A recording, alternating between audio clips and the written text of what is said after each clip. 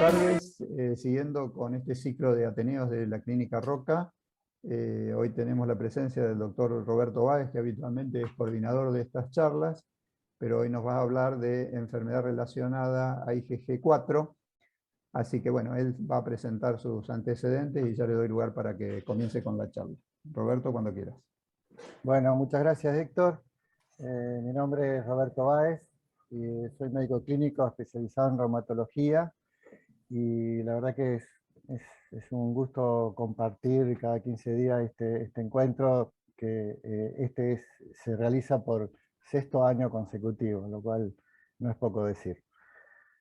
Bueno, vamos a hablar de esta enfermedad, que es una enfermedad poco conocida, y la razón fundamental es que ha sido descrita y establecida como tal desde hace poco tiempo. Voy a hacer la presentación en base a 3 casos que son pacientes míos de mi consultorio, como para también que quede claro que esta es una patología de la vida real y no de divulgación científica solamente. Tenemos un paciente número 1, que es un varón de 61 años, de profesión chofer. En el año 2015 fue derivado por el doctor Santiago Bonfilio, cirujano de la clínica, para estudio con un diagnóstico presuntivo de fibrosis retroperitoneal. En realidad el paciente, inmediatamente que llegó a la consulta, requirió que se le coloque un catéter doble J porque tenía una obstrucción ureteral bilateral.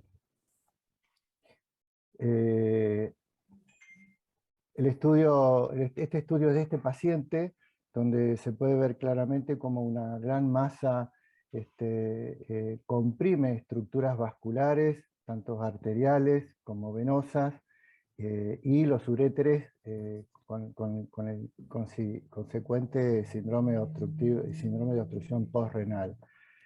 Esta es una situación bien delicada porque la erosión de estos vasos, estamos hablando de aorta, vasos ilíacos, pueden significar una muerte súbita, obviamente.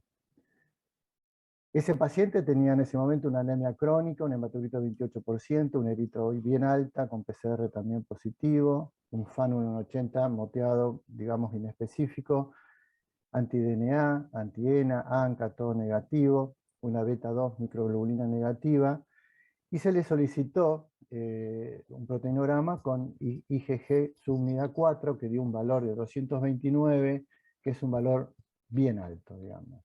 En ese momento al paciente se le solicita una biopsia de la lesión abdominal con inmunomarcación para esta inmunoglobulina sub-4, que es, digamos, la conducta más adecuada. El paciente 2 es un varón de 61 años, de profesión locutor de radio de Villa Regina. Lo derivan en el año 2016. Cuenta el paciente que tenía un antecedente de vasculitis y una biopsia, que era una vasculitis leucocitoclástica, lo cual significa absolutamente inespecífico. Lo deriva el urólogo con fibrosis retroperitoneal, ya con una obstrucción ureteral bilateral, con el catéter doble J colocado, es decir, un cuadro clínico muy similar al cuadro anterior. Laboratorio, lo destacable es que tenía un FAN anti-DNA y ANCA negativo, y un complemento normal, no había consumo de complemento. Se le mide la IgG subunidad 4 y da un valor de 44, que es un valor elevado, aunque no tan elevado como en el caso anterior. Y de la analítica general, lo que sí, digamos, llama más la atención, no es que llame la atención, pero se resalta, es la falla de la función renal, con una creatinina de 1,24 y una urea de 0,90. Paciente 3 es una mujer de 56 años, ama de casa, con un antecedente de un síndrome de Vogt-Arada. El Vogt-Arada es una panuveitis granulomatosa que se puede acompañar de otros síntomas generales como compromiso de los pares craneales y compromiso del sistema nervioso periférico. En realidad esta paciente, cuando yo la recibo en el año 2019, lo que tenía era una uveitis activa. se le estudia y se comprueba una fibrosis retroperitoneal periaórtica pequeña, y esto fue un hallazgo casual, porque la paciente estaba asintomática. En realidad se le hace una ecografía abdominal como un screening de estudio de enfermedad autoinmune para ver sobre todo si no hay hepatosplenomegalia. Se le solicita un laboratorio que muestra un anticuerpo anti-DNA negativo, un FAN negativo, un anti-ENA negativo, y se le realiza la marcación de la medición en suero, perdón, de IgG SU4, que es negativa. A la paciente se le solicita una biopsia de la lesión retroperitoneal con marcación de inmunoglobulina subunidad 4. Entonces, paro ahí con los pacientes, después los retomamos para hablar algunas cosas con respecto a esta enfermedad. Si tuviéramos que definirla, diríamos que es una enfermedad sistémica inflamatoria seguida de fibrosis, con presencia de aumento de la cantidad de células plasmáticas productoras de IgA-SU4, invariablemente cuando se hace biopsia es eso lo que se encuentra, y con aumento serológico de citoquinas inflamatorias y con aumento o no de IgG subunidad 4 en suero, lo cual ya está determinando que la negatividad de esta inmunoglobulina en suero no descarta el diagnóstico. ¿Qué es la IgG4? Es una subclase de inmunoglobulina pequeña, más pequeña que el resto, habitualmente es escasa en el suero, esta es la fotito, alrededor del 5%, pero cuando hay una exposición crónica o repetida a antígenos, aumenta a títulos altos y estables, puede aumentar hasta un 80%. Tiene alguna característica mecánica, por decirlo de alguna manera, y es que el cruce de los brazos tiene poca flexibilidad, tiene poco efecto bisagra, y eso hace que tenga menos capacidad para fijar complemento y tenga menos capacidad para formar inmunocomplejos. Por lo tanto, la IgG4 es una inmunoglobulina que responde a estímulos antigénicos, pero que tiene baja capacidad de reacción inflamatoria. Para hablar algo de fisiopatogenia, que no es mucho lo que puedo hablar, porque es todo signos de pregunta, una pequeño resumen de cómo fue la historia de esta denominación. En el año 1892, el doctor von Mikulicz describe un cuadro de infiltración linfocitaria y fibrosis de las glándulas exócrinas, que en ese momento se lo tomó como una variante de Sjögren. Muchos años después fue determinado como un síndrome que se llamó síndrome de Mikulicz. En el año 60 se describe la pancreatitis crónica esclerosante, y bastante después se introduce el concepto de pancreatitis autoinmune que vincula con lo anterior. En el año 2001 se vinculan estos síntomas o estos cuadros relacionados a IgG subunidad 4. Me refiero a lo glandular y a lo pancreático. Y recién en el año 2010 se establece internacionalmente la nomenclatura actual, que es enfermedad relacionada a IgG4. ¿Sí? ¿Se entiende hasta ahí o...? Bueno. Sí, está perfecto. Si nosotros hablamos de fisiopatogenia, queda claro que lo que menciono acá es un postulado probable, digamos, ¿no?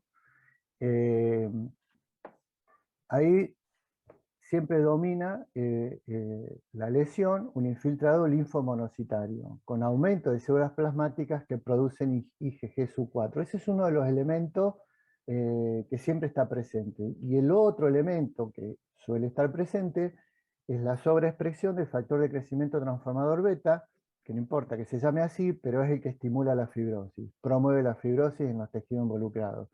Así que esos dos mecanismos sí están, digamos, ¿no? Una mayor producción o una mayor presencia de células plasmáticas productoras de IgG-SU4 y la fibrosis. Ahora, hay un montonazo de interrogantes en esto.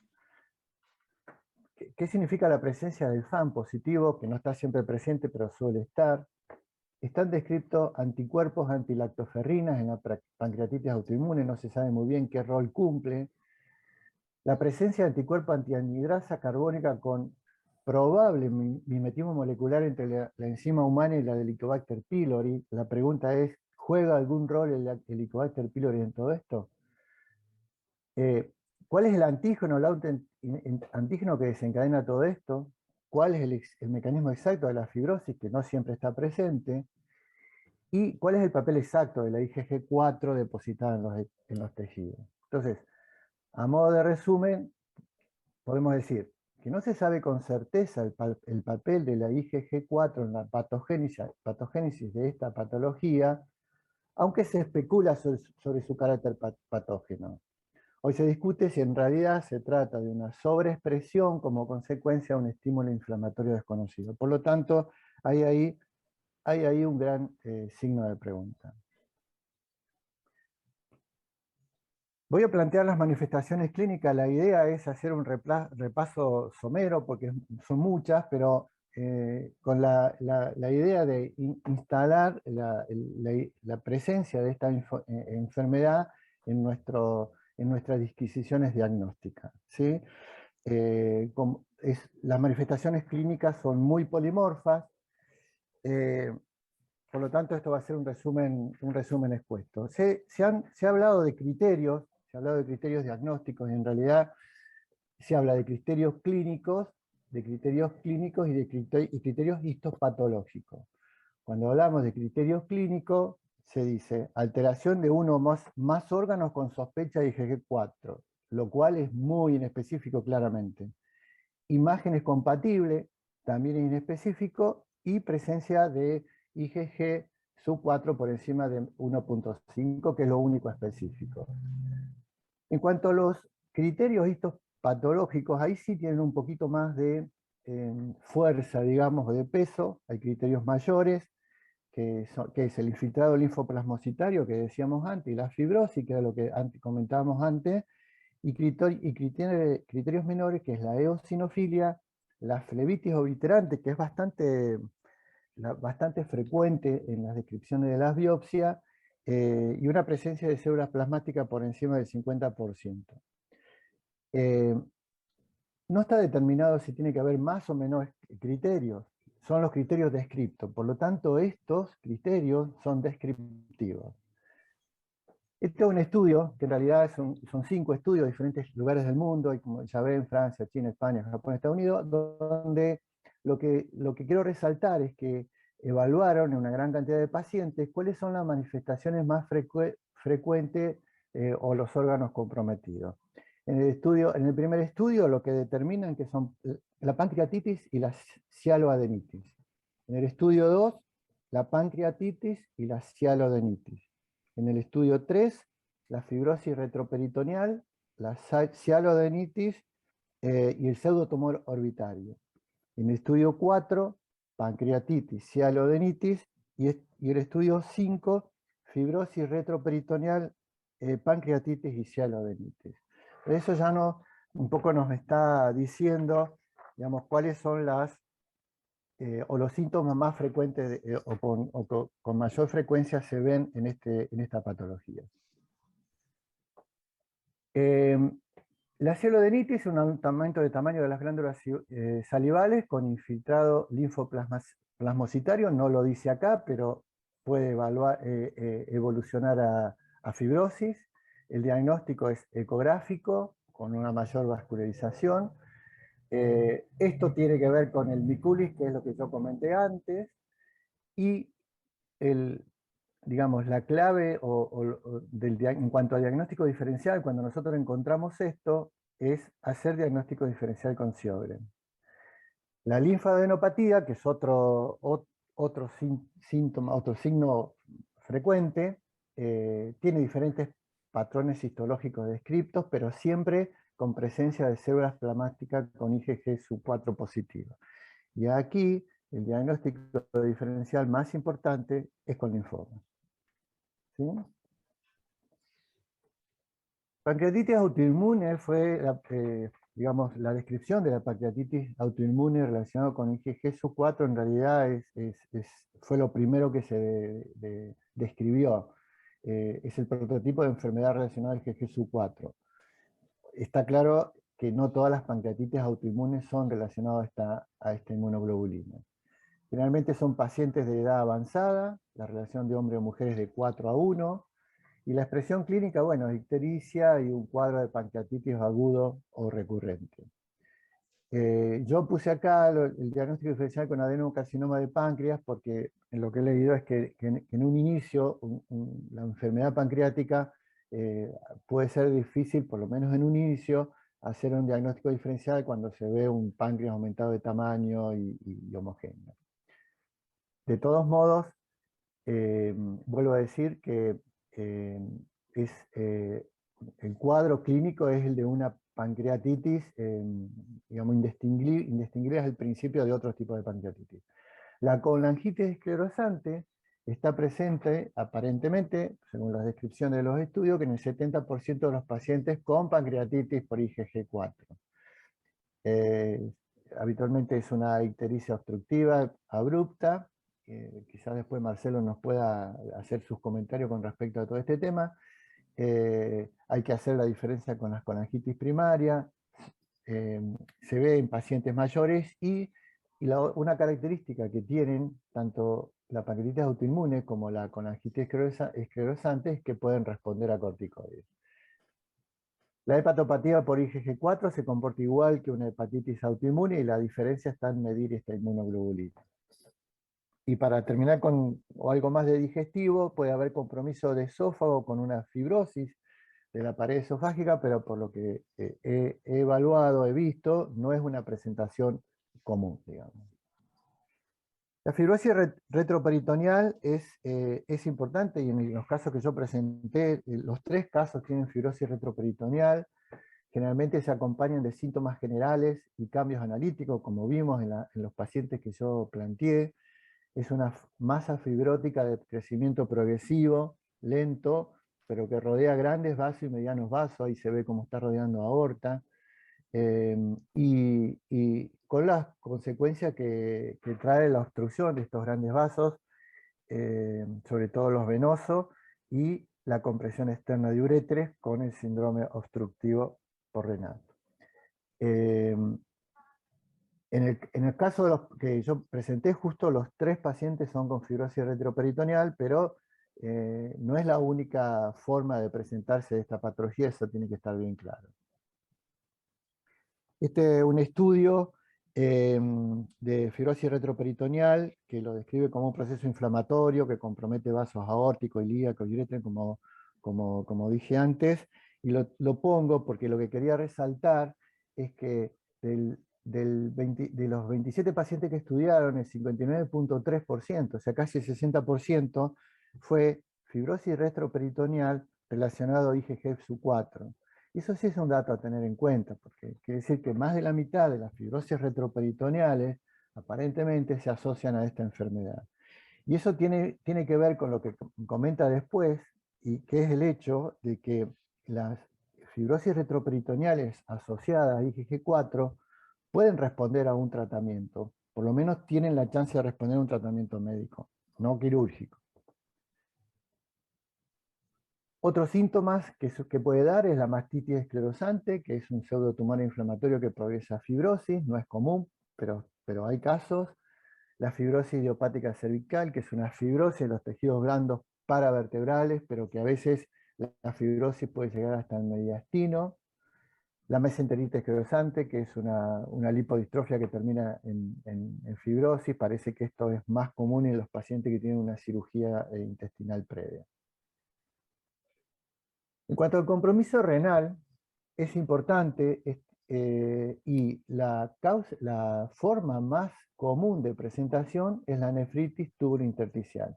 Esa es la forma más frecuente, ¿sí? De hecho, este es un artículo que habla digamos, de las formas de presentar, que dice que es más frecuente en personas mayores de 60 años, hombres, y la forma más común de presentarse es nefritis intersticial, aunque también puede haber glomerulonefritis membranosa.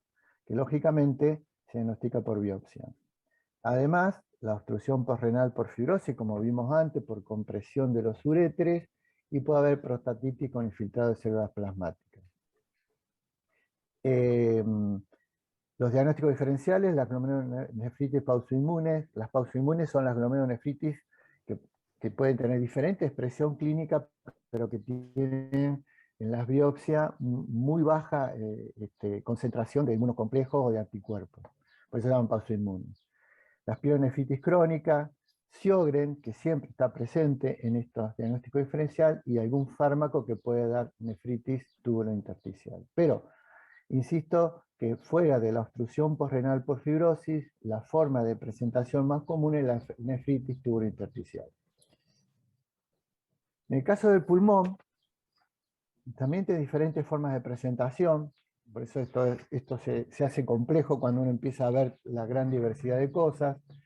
Una forma es la enfermedad intersticial pulmonar, también puede presentarse en forma de un pseudotumor inflamatorio o de granulomatosis. Pero lo más importante es que se puede presentar como una enfermedad inflamatoria pulmonar. Infiltrados en el septum, con infiltrado linfocitario, presencia de célula plasmática que puede evolucionar a fibrosis, eso comparte con todo lo demás. La función pulmonar con capacidad vital conservada, pero con difusión disminuida, que eso también a veces se ve en otras causas, como la esclerodermia, por ejemplo.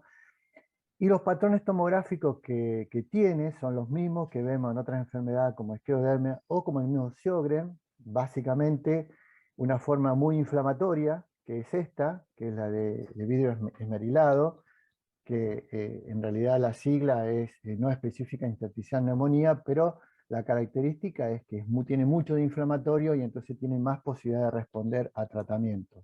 A diferencia del panal de abeja, que es la UIP, la usual intersticial neumonía, que es mucha fibrosis, como se ve acá, y por lo tanto, mucho menos posibilidad de responder a los tratamientos. Esto que acabo de decir comparte el concepto para otras enfermedades que producen enfermedad intersticial pulmonar, donde la esclerodermia se lleva toda la ventaja, digamos. Bueno, hay presencia de engrosamiento broncovascular y bronquiectasia. Una cosa que es bastante frecuente, por lo menos hay muchos casos descritos, el compromiso del globo ocular. Es un proceso inflamatorio mediado por células plasmáticas, productora de IgG-4, con compromiso de la órbita que puede evolucionar a fibrosis. El compromiso puede ir más allá, tomando músculos, nervios y sistema lagrimal. Este es un caso de una paciente, esto es de la Universidad de Gijón, en la revista Reumatología Clínica, que es una revista que yo consulto permanentemente. Es una mujer de 47 años que consulta por un exoftalmo unilateral, de pocas semanas de evolución, rápidamente progresiva, digamos. Se le hace la resonancia, que es esta, donde se ve una gran masa retroocular que provoca el exoftalmo, pero que rodea al nervio óptico. Entonces, la razón es por esa razón, por el hecho de que rodea el nervio óptico, se decide no biopsiar, por el riesgo de provocar una maurosis definitiva. La paciente esta se le mide, IgG-4 lo dice por ahí, aunque justo ahí creo que está, ¿sí? Da 860, o sea que tenía un nivel de IgG-4 bien alto. Se la medica con corticoides y azatioprina, hace un efecto adverso a la azatioprina y se le rota micofenolato. Y no tengo imagen, pero lo que refiere la presentación del caso es que mejora, disminuye el tamaño del proceso. Que seguramente tiene que ver con el hecho de que fue tratada rápidamente, porque si progresa fibrosis, ahí ya la cosa se pone más complicada. En la piel se considera un pseudolinfoma subcutáneo, es raro, puede haber compromiso de tiroides. Con respecto a tiroides, hay una forma de tiroiditis, que es la tiroiditis Reidel, que es la tiroiditis llamada leñosa, porque se llama así porque evoluciona, si bien es autoinmune, evoluciona a fibrosis. Se la vincula a esta enfermedad y en realidad lo que está en discusión si son diferentes enfermedades o es la misma enfermedad, cosa que es lo más probable. Lo que pasa es que esto se empezó a evaluar en los últimos tiempos. Puede haber afección del oído medio, puede haber una otitis, una inflamación de la aorta sin que haya ninguna otra cosa, aunque esto es más raro. Bueno, entonces, esto es un repaso de lo clínico, digamos, traté de plantearlo lo más grosero como para no hacer líos en la cabeza, pero tener esto presente. ¿Y en qué cosas podemos hacer nosotros para seguir una estrategia para llegar al diagnóstico? Laboratorio, la analítica general es importante porque generalmente hay repercusión general, como vimos antes en los casos que presenté, anemia, y la presencia de eosinofilia que es frecuente. El aumento del eritrito, por supuesto, y lógicamente el aumento de la inmunoglobulina sub 4 por encima de 135 miligramos por decilitro. Suele haber hipergama policlonal, como en todas estas patologías, y aumento de la IgE. Complemento puede estar bajo, pero no es definitorio. El FAN puede ser positivo, factor hematológico positivo, pero esto es absolutamente inespecífico. Obviamente que lo que se lleva, lo más importante que uno tiene que tener en cuenta para el diagnóstico es la medición de la IgG sub 4. En cuanto a imágenes, ecografía, TAC, resonancia, centellograma y tomo por emisión de positrones de acuerdo a la situación de cada paciente y de acuerdo a la evolución también, pero TAC con contraste y resonancia magnética nuclear es lo que más se utiliza habitualmente. Y la verdad es que todas las recomendaciones dicen que a los pacientes hay que biopsiarlos. Uno debería biopsiar a todos los pacientes. No es fácil por los lugares que están los cuadros. De hecho, los pacientes que yo presenté, ninguno fue biopsiado, aunque fueron mandados para biopsiar. Y la razón es muy simple, estaban rodeando estructuras que nadie quiere romper. La biopsia infiltrado linfoplasmocitario denso, presencia de eosinófilos, la presencia de flebitis obliterante, esto es una característica que está, si recuerdan, en los criterios estaba planteada, y parece ser una característica bien típica de esta patología, y la fibrosis.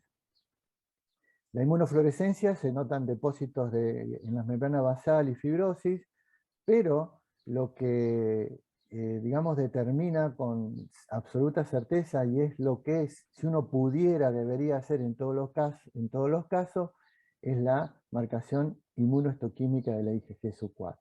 Esto, en todo lo que uno lee y escucha en los congresos y demás, siempre se dice que uno debería llegar a esta situación. En el caso de los pacientes míos, no se llegó a ninguno. Pero como verán, no podemos esperar a veces a tener este dato como para decidir un tratamiento.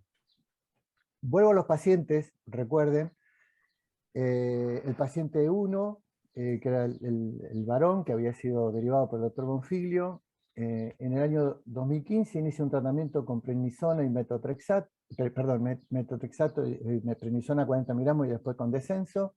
Metotrexato 20 miligramos intramuscular una vez por semana. Ustedes saben que el metotrexato intramuscular es mucho más efectivo que el vía oral.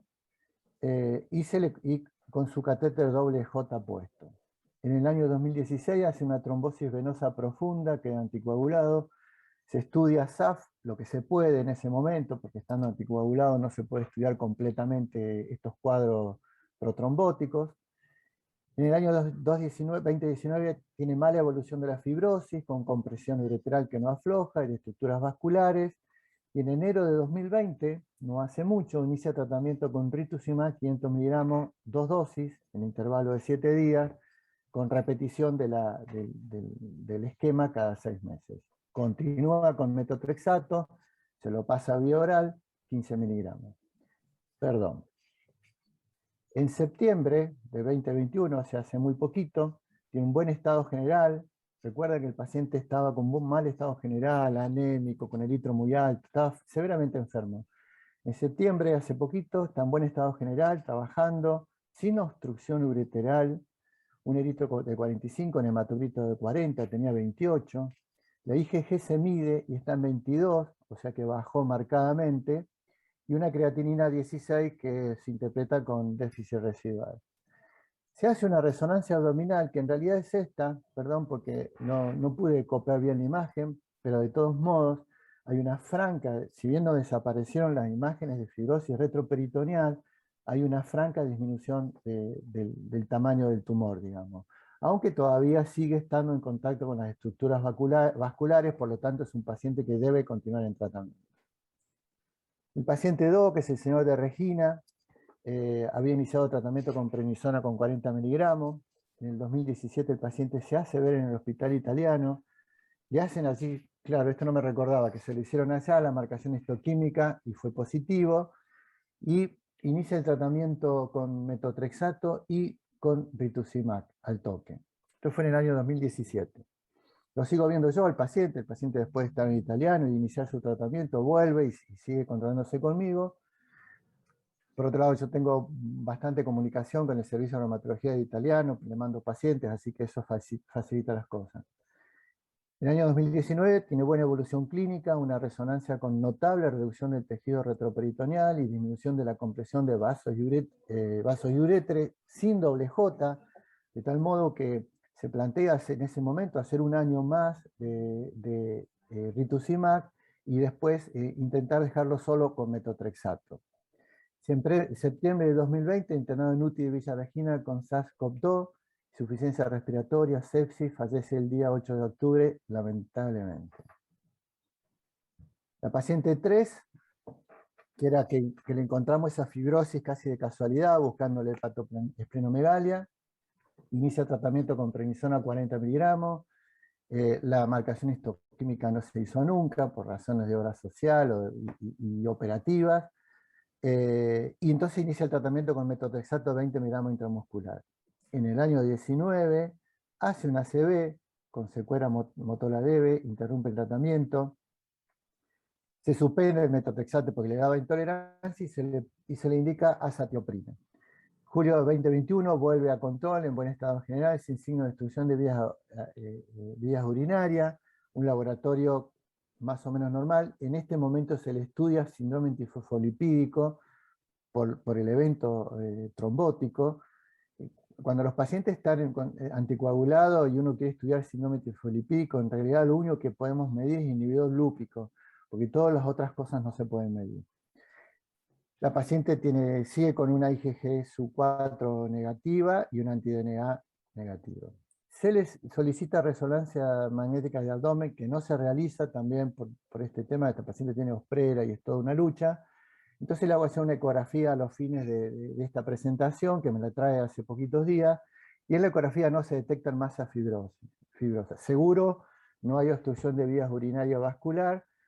Puede ser que todavía haya masa fibrosa y se le escape a la ecografía, pero sin duda que la masa disminuyó de tamaño.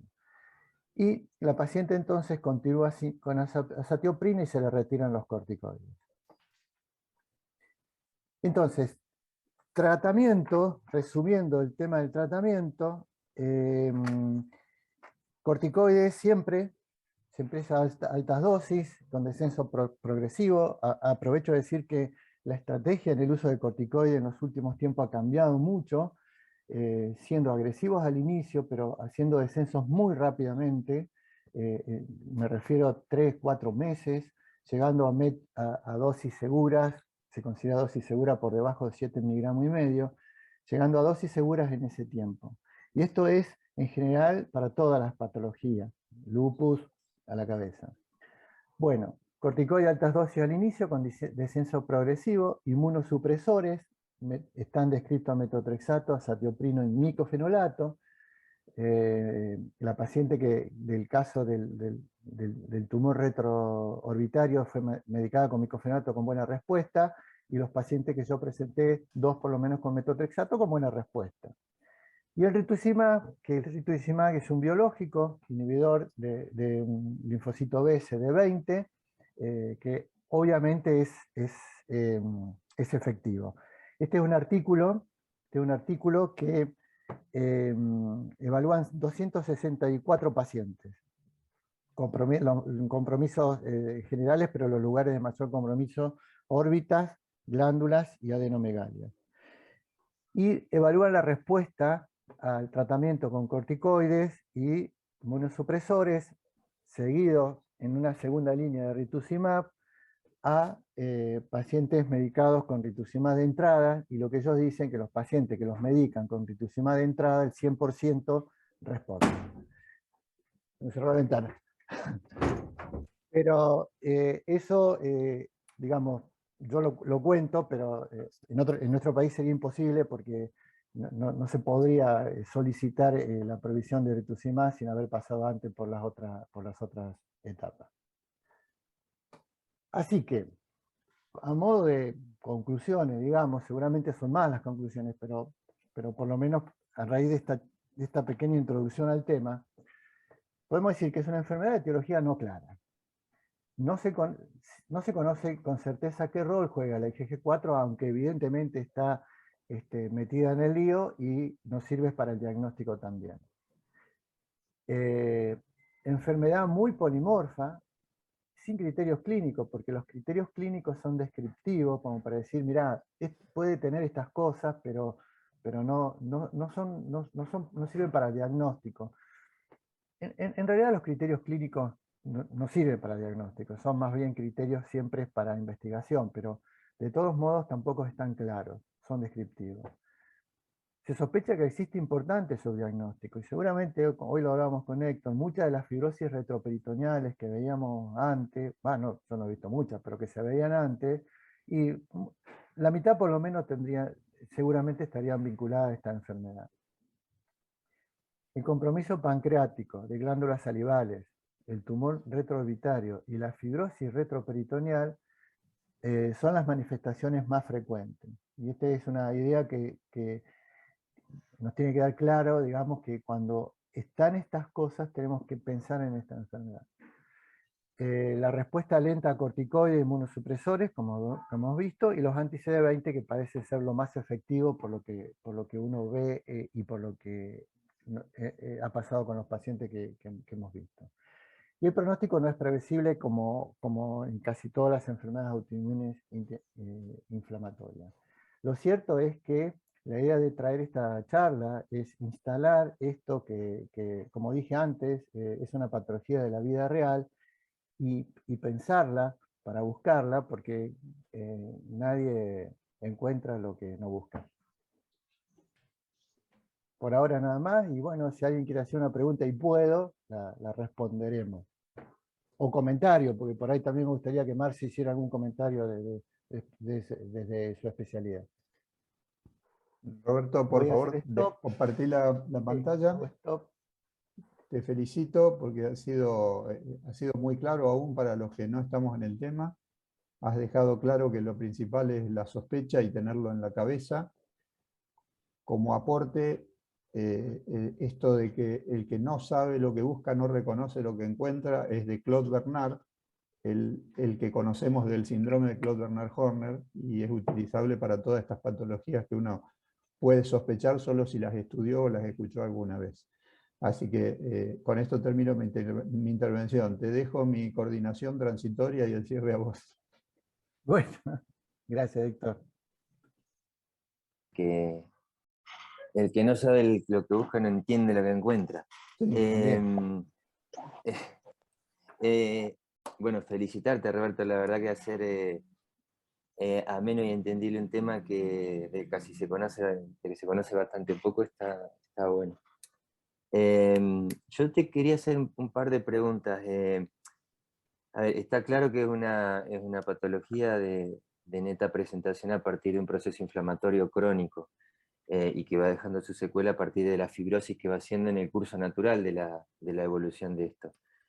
De todo lo que hay reconocido hasta ahora, obviamente es una clara enfermedad inmunológica, pero el gatillo disparador del fenómeno inflamatorio, digamos, ¿hay alguna idea de cuál podría ser la teoría de por qué se produce? Hay dos elementos que yo no lo puse, pero viste los antígenos de histocompatibilidad, HLA-27 psoriasis, los DRQ en lupus. Hay un par de antígenos de histocompatibilidad, que ahora no me los acuerdo exactamente cuáles son, pero están descritos, que hablan de una predisposición genética como el resto de las enfermedades. Y lo otro de lo que se se está hablando es de la posibilidad de que exista un autoantígeno o un antígeno que sea el desencadenante y que todo lo otro sea un fenómeno reactivo. Pero es un postulado y no se sabe cuál. Claro. Nosotros desde la gastroenterología reconocíamos a la pancreatitis autoinmune como aquella que, si tenía la IgG4, la podíamos catalogar de pancreatitis autoinmune. Pero en principio ahora parece ser una entidad asociada, o sea, una entidad, digamos, algo, un síndrome o algo de enfermedades producidas por IgG4, y que en realidad la pancreatitis autoinmune es una expresión de la patología por IgG4, digamos, o sea que es algo más dentro de, bueno, esto lo sabes más vos que yo, seguramente, que se comporta como una patología órgano no específica en realidad, como el lupus. Cuando uno lee la parte de pancreatitis, digamos, en este tipo de enfermedades, se habla de dos tipos, hepatitis autoinmune de dos tipos, una vinculable a IgG4 y otra no, digamos, así básicamente. Pero bueno, eso es todo lo que puedo decir. Lo otro es que la diferencia de esta patología es que, sobre todo en la etapa inflamatoria, da changüí es un tratamiento. Que por eso es importante el diagnóstico. Es importante pensarla. Nosotros hace 10 años ya casi, presentamos un caso que tuvimos del hospital, yo lo presenté en un congreso argentino de gastro, no sé si por ahí a lo mejor te recordás el apellido de Roberto, una chica de apellido Capdeville.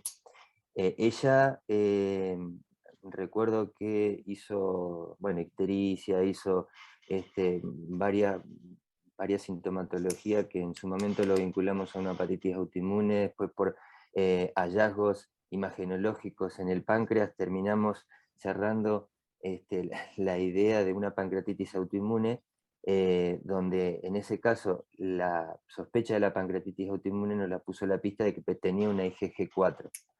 Pero sin embargo ella empezó a tener un montón de otras situaciones inmunológicas que terminaron siendo compatibles con un lupus, y en ese caso lo terminamos asociando como el debut de un lupus, la cuestión de su pancreatitis. Con lo cual, obviamente, como fenómeno inmunológico se comporta así, digamos. O sea, es una patología órgano no específica, y entonces ahí hay muchas cosas como para poder pensar, pero es cierto que si uno no la piensa no la va a encontrar nunca. Eso parece que fue un lupus con una IgG4 elevada, digamos, ¿no? Y sí, claro, porque en realidad, claro, sí, y bueno, y obviamente la pancreatitis seguramente consecuencia de todo el resto, digamos. ¿A vos una IgG4 te descarta esto? Una IgG4 negativa, digamos, ¿te descarta que...? No, para nada. No, para nada. De hecho, la paciente 3 tiene 2 mediciones y las 2 son negativas.